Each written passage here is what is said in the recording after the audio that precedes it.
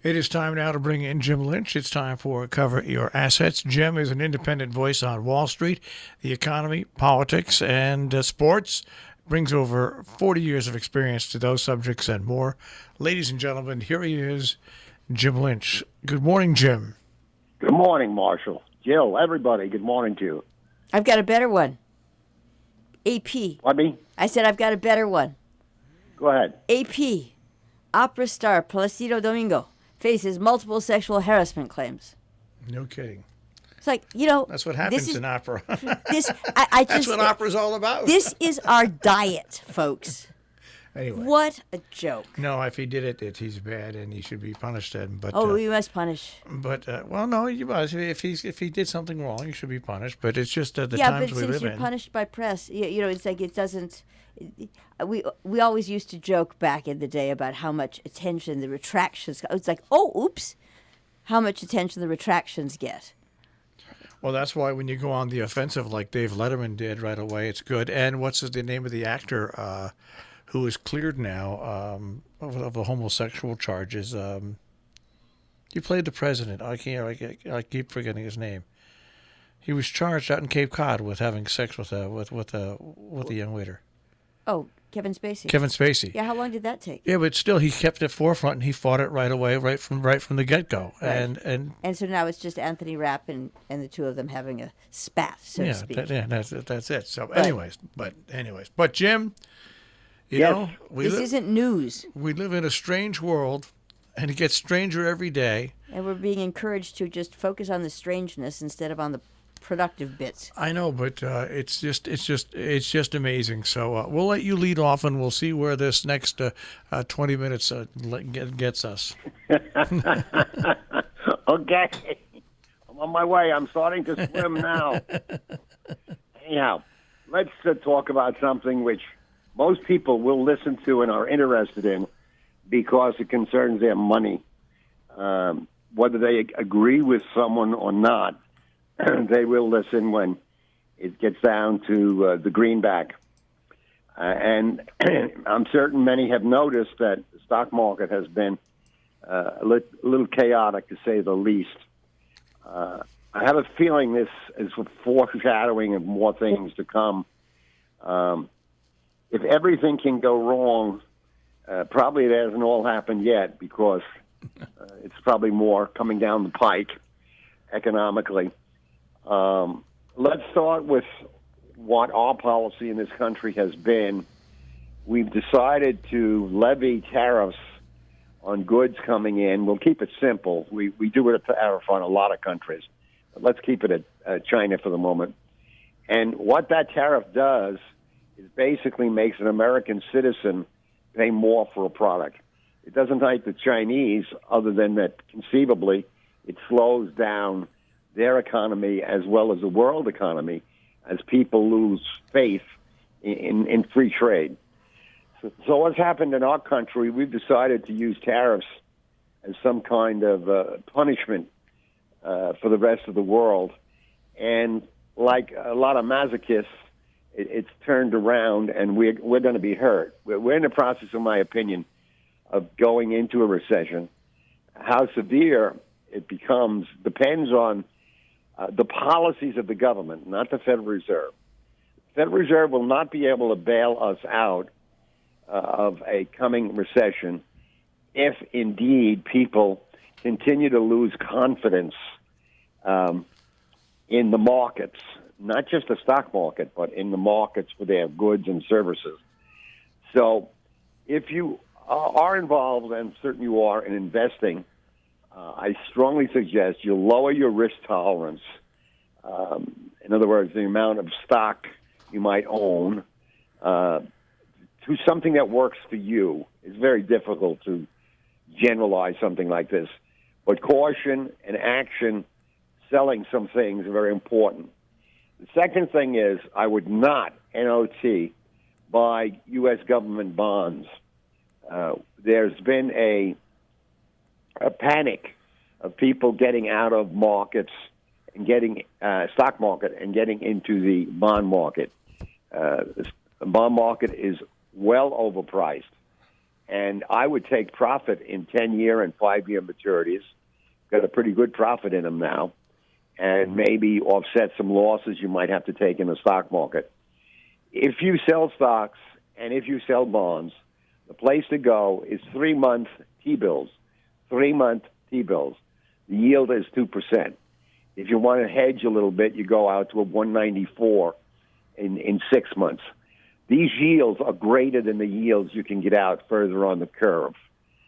For instance, a 165 is where the 10-year is. So you can see there's a yield advantage. The key is caution is the byword. Lower your risk tolerance and pay attention to the policies of the federal government. Don't get caught in this saying, oh, the Federal Reserve will bail us out. Federal Reserve can't bail out confidence. You can lend money to a person at 2%, and if they don't have faith in their industry or in the economy, they're not going to take the money and reinvest it.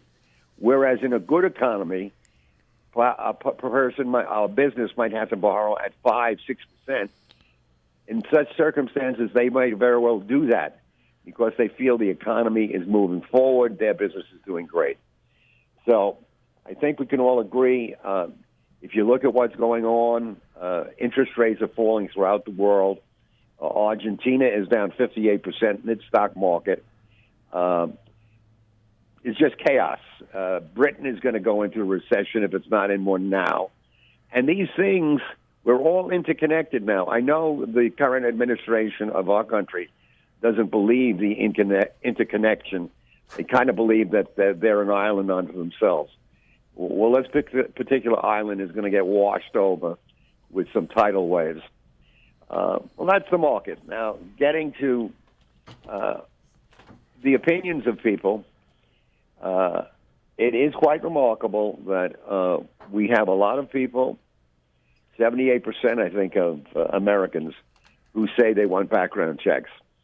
I show that against the fact that the NRA has donated about $1.6 million through lobbyists to basically deny us the right to have background checks. We've said on the show for years now, lobbying is probably the biggest detriment to our country. And once again, is rearing its head in the sense that it's becoming more present with us. When I say, I'm talking our lives are dictated by lobbyists. If you go to the National Geographic on the Internet, you're going to find articles on global warming. These are factual things, okay? These are not jokes. The point is, our government, your government, will not accept the truth that something is going on, regardless of the seas getting higher, the temperatures going greater, and the atmosphere being influenced so dramatically by the emissions that come from our industrial and farm projects. That said, you combine that, and who's behind being against the environment? Those people who don't want to spend a few bucks from their corporations to protect us, and therefore they want to make money in the short run.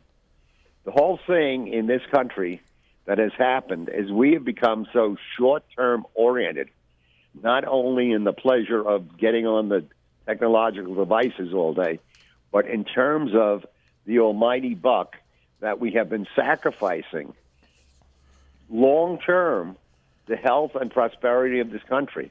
There are already studies out on the environment that businesses are going to have to pay billions of dollars over the years coming to somehow offset the net downturn in terms of the environment. So if you'd like to do it, write your congressman, complain about this lobbyism, go to your local meetings and talk up. Now, after all of what you said, I sit here, and I sit here as a student who loved history and who love contemporary problems in high school, okay? And I sit here and I look at the news, and yes, we're talking about Jeffrey Epstein. Yes, we're talking about Donald Trump. Yes, we're talking about certain talking points.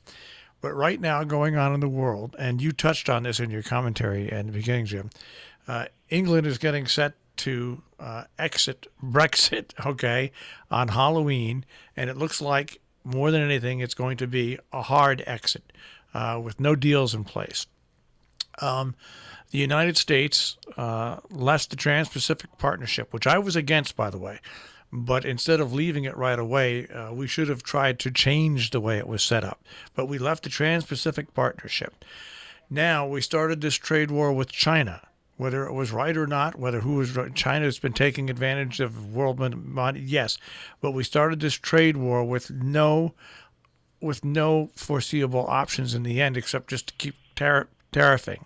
Now you've got China's economy, which is slowing. You've got Europe, which is going to be affected by Brexit. And in this country, you've got the potential for inflation coming about.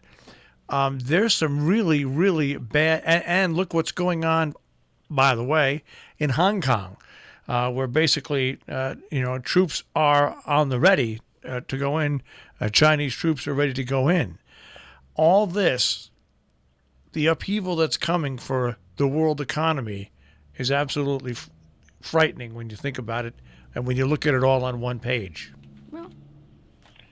And I think the key, one of the keys, because there was a lot of wisdom in what you just said, is the fact that we've got to get away from the distractions being put out by the White House to serve them in terms of keeping them out of trouble politically.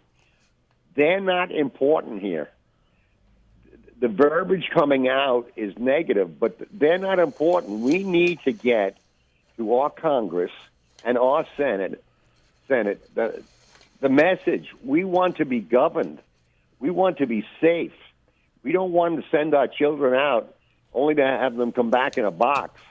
We don't want to have a lot of people sick from the atmosphere. We want a healthy economy, people-wise as well as monetarily. Some of the things being proposed are disastrous in terms of let's cut back on immigrants getting food stamps and health. Well, and let's only have wealthy immigrants come here. Folks, let me tell you something. There are already alerts out from Japan and other places that are telling their citizens, be careful, and maybe you don't want to go to the U.S. because of the violence in the streets. We have got to take a stand here. We are losing our country, but we're losing our country because we're paying too much attention to the bully pulpit, which is not helping us. We need to get to our Congress people and say, look, I don't want my kid going to school or going to a play or going into the street and his not coming back. I hear this countless people, particularly parents, they're frightened to death. And that's not a way to run a country. We've been a country of freedom, a country of safety, a country of laws. And we're beginning to surrender that. And we've got to get to the Congress and the Senate to solve this thing. You know, I look at the news that gets covered, and I just shake my head. Now, this is a bad statement. The U.S. Citizenship and Immigration Service head said, he basically changed the slogan and actually said, give me your tired and your poor who can stand on their own 2 feet and who will not become a public charge. That's getting a lot of play, all right? And yes, it's an absurd comment. It's a statement that is shockingly stupid, but it's a statement that we would expect in today's split universe, especially in this country.